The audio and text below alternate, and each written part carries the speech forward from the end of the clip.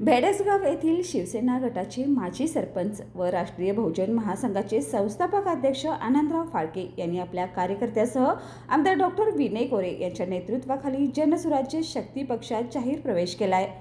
या प्रवेशाने शाहूवाडी पन्हाळा मतदारसंघात पक्षाचे बळ वाढले आहे। शाहूवाडी पन्हाळा मतदारसंघाच्या विकासासाठी पक्षात प्रवेश। शाहूवाडी पन्हाळा मतदारसंघात आमदार डॉक्टर विनय कोरे यांनी केलेल्या प्रचंड विकास कामामुळे जनतेचा त्यांना मोठा पाठिंबा मिळत आहे। आनंदराव फाळके यांनी गट तट बाजूला ठेवून तालुक्याच्या सर्वांगीण विकासासाठी जनसुराज्य शक्ती पक्षात प्रवेश करण्याचा निर्णय घेतला आहे। शाहूवाडी तालुक्याच्या विकासासाठी आम्ही एकत्र आलो आहोत, असं फाळके यांनी सांगितलं। शिवसेना गटाचे कार्यकर्तेही पक्षात सामील। या प्रवेशादरम्यान शिवसेना गटातील अनेक कार्यकर्त्यांनीही जनसुराज्य शक्ती पक्षात प्रवेश केलाय। यामध्ये मारुती फाळके, संजय साठे, बाबूराव साठे, शांताराम शितूरकर, मंगेश कांबळे, गौरव सावंत आणि अन्य कार्यकर्त्यांचा समावेश होता।